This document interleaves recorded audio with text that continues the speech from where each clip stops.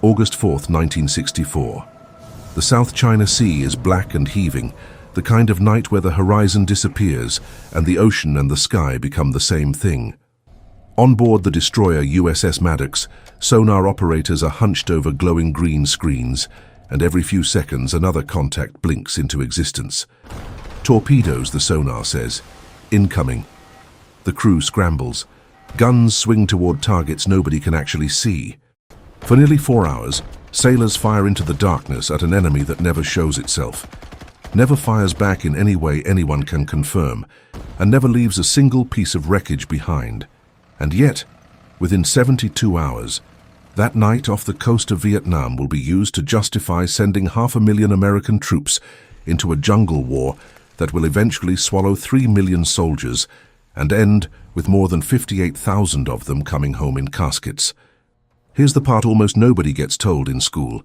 The attack that supposedly happened that night probably never happened at all. Not might have been exaggerated. Not was probably fine. The declassified evidence says it flat out did not occur, and the people who knew that at the time chose to send Congress and the American public, and eventually millions of draftees, into a war built on a phantom. This is the story of the 2 nights in the Gulf of Tonkin, the one that was real and the one that wasn't, and how a handful of officials in Washington turned a mistake into the legal foundation for one of the longest wars in American history. To understand why a single foggy night on a destroyer's radar screen could spiral into a decade of war, you have to understand how combustible the situation already was by the summer of 1964. Vietnam had been fractured since 1954, split at the 17th parallel into a communist north under Ho Chi Minh and a fragile American-backed South. Washington had poured money, weapons, and military advisors into propping up the government in Saigon for a decade, terrified that if South Vietnam fell to communism, the rest of Southeast Asia would topple after it like dominoes, a doctrine officials at the time repeated almost word for word in closed-door meetings. By 1964, roughly 23,000 American personnel were already in country, officially there as advisors, unofficially doing far more than advising. Part of that more was a covert program called Plan 34A. Under 34A, the CIA trained and equipped South Vietnamese commando teams to strike North Vietnamese targets directly, shelling coastal radar stations, snatching prisoners for interrogation, sabotaging infrastructure, all under the cover of darkness, all deniable, none of it ever officially acknowledged by Washington. These raids were real, they were ongoing, and North Vietnam knew exactly who was funding and directing them, even if American officials never said so publicly. This is the part that matters most for what happened next. The USS Maddox was not involved in the 34A raids directly. Its assignment was a DeSoto patrol, a signals intelligence run, sailing along the North Vietnamese coastline to intercept radar and radio transmissions and map out the country's coastal defenses for future planning. But the Maddox was doing this in the same waters, during the same general window, as the 34A commando strikes were actively hitting North Vietnamese installations. From Hanoi's side of the radar screen, there was no meaningful difference between an American warship gathering intelligence for future attacks and the boats already carrying them out. To North Vietnam, the Maddox looked exactly like part of the same operation. The stakes felt existential to the men making these decisions. A decade earlier, President Eisenhower had described the danger in terms that stuck in the minds of an entire generation of policymakers. You have a row of dominoes set up, he said, and you knock over the first one, and what will happen to the last one is the certainty that it will go over very quickly. That single metaphor shaped how Washington viewed a small, distant civil conflict, not as a local dispute over Vietnamese self-determination, but as the first tile in a chain reaction that could hand half of Asia to Moscow and Beijing. It's difficult to overstate how much that fear colored every decision made in the summer of 1964, including how quickly officials were willing to accept an unconfirmed report of an attack at face value. On August 2, 1964, that tension turned into real combat. 3 North Vietnamese P-4 torpedo boats moved to intercept the Maddox in the Gulf of Tonkin.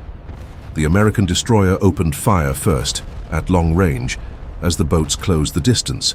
The North Vietnamese boats launched torpedoes, all of which missed, and raked the Maddocks with machine gun fire, causing minor damage, including a single bullet lodged in the ship's superstructure.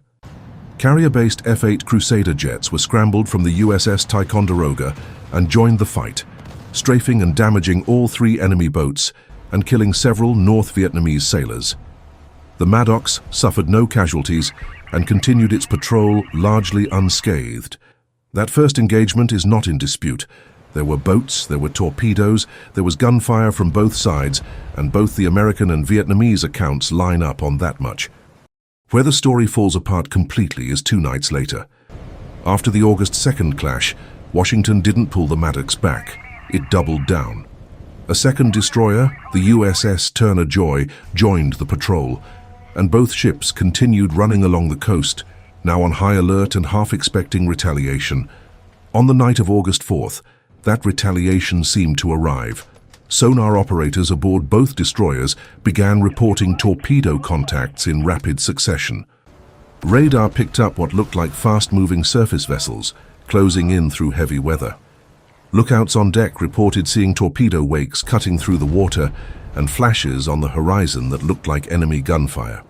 For nearly 4 hours, the 2 ships maneuvered violently in the dark, fired their 5-inch guns at targets that existed only on their instrument screens, and radioed increasingly urgent reports back to Fleet Command that they were under sustained, ongoing attack. But almost nothing about that night held together under scrutiny, even in real time. Captain John Herrick, the officer in tactical command aboard the Maddocks, grew suspicious as the hours dragged on. No enemy gunfire was ever visually confirmed by a reliable independent witness. No wreckage turned up, no prisoners were recovered, no bodies. The weather that night was severe. Heavy seas, thick cloud cover, high winds, precisely the kind of conditions known to generate false sonar returns from a ship's own wake and false radar contacts from wave clutter. Sonar operators with limited experience, adrenaline spiking after the real engagement 2 nights earlier, were primed to interpret ambiguous noise as incoming torpedoes.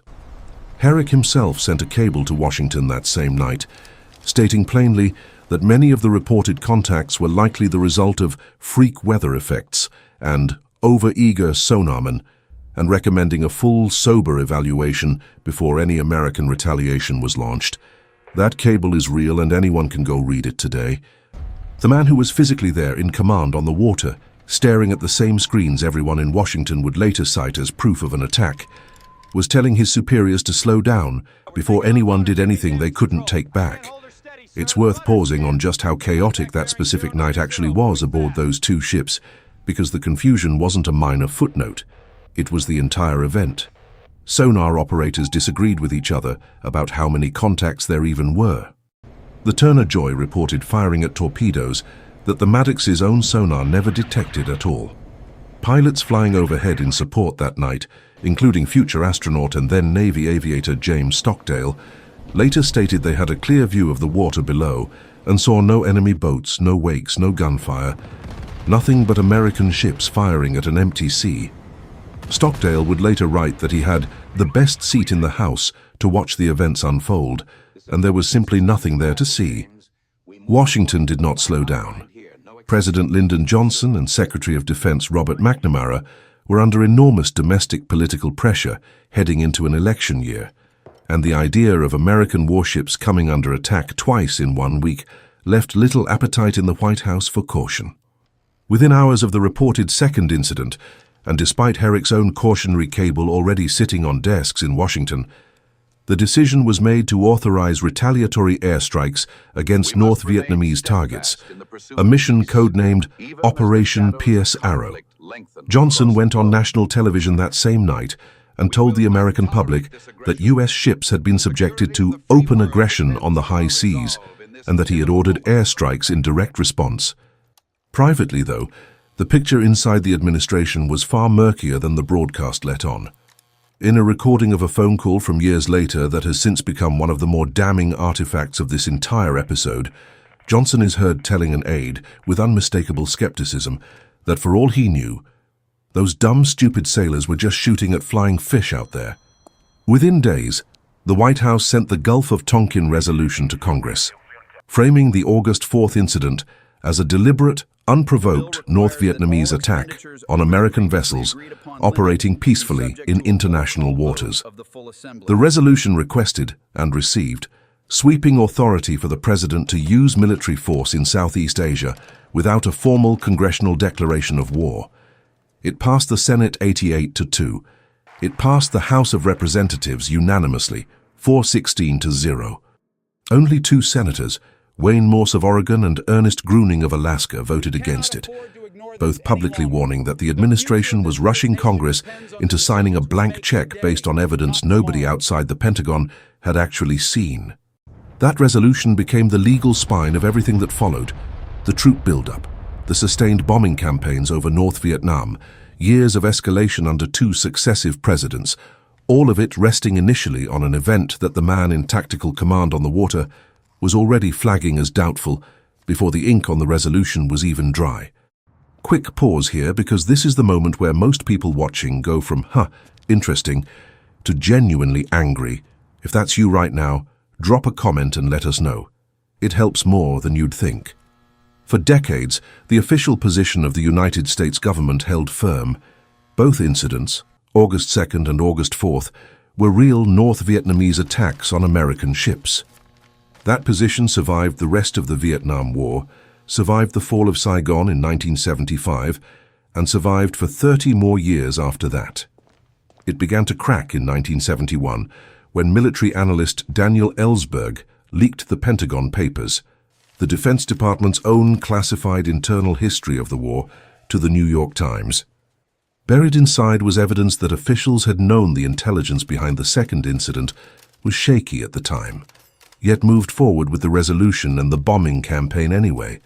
But the most conclusive evidence didn't surface until 2005 and 2006, when the National Security Agency finally declassified nearly 200 documents connected to the Gulf of Tonkin, including an internal historical study written years earlier by NSA historian Robert J. Hanyok and kept sealed until then. Hanyok's study was blunt. It concluded in direct language that there had been no attack on American ships on the night of August 4th, 1964. The radar and sonar contacts were almost certainly the product of the storm, combined with inexperienced operators reacting to ambiguous signals under extreme stress after a real firefight 2 nights earlier. More damning still, Hanyok's research found that NSA signals intelligence officers had, while assembling the post-incident intelligence reports Washington relied on, selectively used, and in some cases misrepresented, intercepted communications in a way that made it look like a North Vietnamese attack had occurred, when the raw intercepts didn't clearly support that conclusion at all. Hanyok's own assessment wasn't that this was some coordinated conspiracy dreamed up at the top of government. It looked more like a chain of officers covering for an initial misreading of confusing data, each one reluctant to be the person who admitted the United States might be about to go to war over nothing. The NSA sat on Hanyok's findings for years after he wrote them. His study was completed internally in 2001, but the agency initially declined to declassify it, reportedly out of concern that publicizing an admission of intelligence failure and possible internal falsification around the most consequential resolution of the Vietnam era would be too damaging even decades later. It took a formal request under the National Security Archive, a non-governmental research group that specializes in prying loose classified government material through the Freedom of Information Act, along with mounting pressure from historians and journalists, before the NSA finally released the documents in full. Whatever the intent behind it, the effect was identical. A war that would eventually involve roughly 3 million American service members, and that directly contributed to the deaths of well over 1 million Vietnamese civilians and combatants, along with those 58,000 American ones, had its formal legal starting point built on an event that the government's own historian, once his study finally saw daylight, said simply did not happen. Almost 40 years after that night, one of the men most responsible for the escalation sat down in front of a camera and said the words out loud. Robert McNamara, the Secretary of Defense who had helped push the Gulf of Tonkin resolution through Congress, appeared in the 2003 documentary The Fog of War, directed by Errol Morris, and stated plainly that he now believed the August 4th attack never happened. He described going back through the evidence years later and concluding that the reports had been the product of confusion, bad conditions, and the fog of war in the most literal sense. Men seeing what they expected to see, under pressure, in a storm, at night, with adrenaline still running high from a real fight 2 nights before. It's a strange kind of historical closure.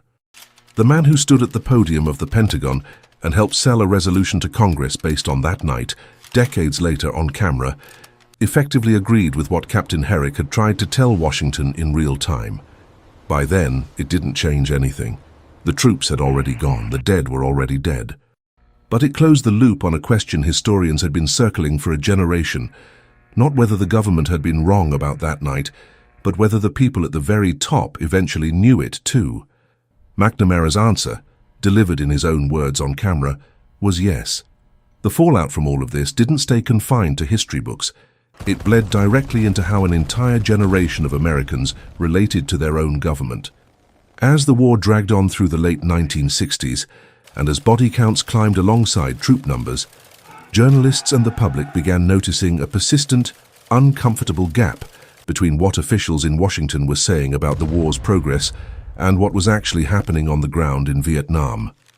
Reporters started calling it the credibility gap, and the Gulf of Tonkin incident sat right at its origin point, even before most of the public had any idea the second attack was in doubt. When the Pentagon Papers finally spilled that internal skepticism into public view in 1971, it didn't land as a surprise so much as a confirmation of something millions of Americans had already started to suspect. Draft resistance grew. Campus protests grew. The credibility gap widened into something closer to a canyon, and it didn't fully close by the time the last helicopter lifted off that embassy roof in 1975.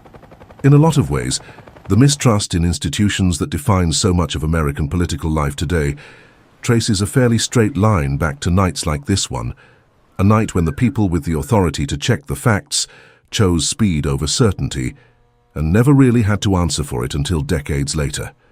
It's worth sitting with the scale of what came after that resolution, because it's easy to file this away as a historical footnote instead of what it actually set in motion.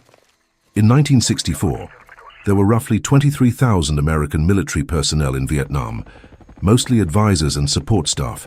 By 1968, that number had exploded past 536,000 troops on the ground, backed by a massive naval and air presence offshore and in neighboring bases.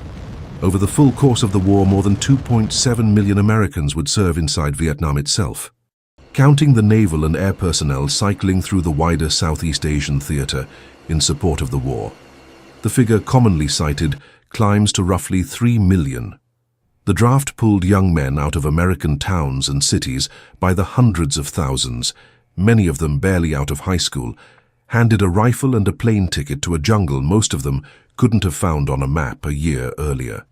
For most of those men, the war didn't arrive as a political decision. It arrived as a letter in the mailbox, a draft number pulled in a nationally televised lottery, a bus ride to an induction center, and then, a few months later, a plane ride to a country on the other side of the planet that most of them had never expected to see outside of a history class. Roughly 2/3 of American deaths in Vietnam were draftees or men who enlisted specifically because they knew the draft was coming for them anyway. They didn't vote on the Gulf of Tonkin resolution. They didn't read Captain Herrick's cable. They inherited a war that had already been authorized, on the strength of an incident that the agency listening to it that night had already quietly disproven internally by the time most of them were in high school. The war didn't end until 1975, more than a decade after that resolution passed, with the fall of Saigon and a chaotic final helicopter evacuation off the roof of the U.S. Embassy. It left deep generational scars on both countries, physical, political, and psychological wounds that are still being tallied today. And sitting at the very root of the legal and political justification for all of it were 2 nights in a stormy sea. One of them involved real torpedoes and real gunfire. The other, the same agency that intercepted the signals eventually admitted, involved nothing but weather, fear, and men firing at shadows on a radar screen. There's a particular kind of tragedy buried in this story that goes beyond the raw scale of the casualties. It's the fact that the truth was available in real time, and it simply wasn't allowed to matter. Captain Herrick's cable warning Washington to verify the incident before acting arrived before the retaliatory airstrikes launched, before Johnson's television address, before the resolution was even drafted. The information to slow down and check existed, sitting on the desks of the people making the decision. It didn't change the outcome, because the political and military momentum to respond had already built up faster than anyone's willingness to verify what had actually happened out there in the dark. And it's worth remembering that none of this required a villain twirling a mustache in a back room somewhere. Nobody has ever produced solid evidence of a deliberate top-down plot to fabricate a war out of thin air.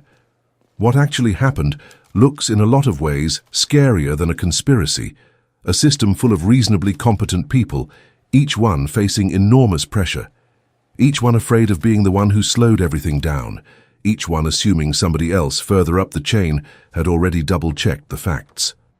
Nobody wanted to be the officer who told the President of the United States that the Navy might have just spent 4 hours firing 5-inch guns at a rainstorm.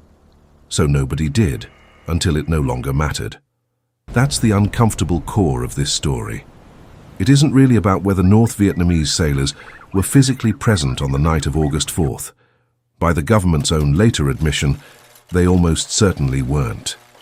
It's about what happens when the machinery of a government starts moving faster than its own capacity to confirm the truth, and what that machinery is willing to build on top of an assumption once it's already in motion and there's an election, a doctrine, and a decade of Cold War posturing riding on the answer. 3 million Americans went to Vietnam. More than 58,000 of them never came home.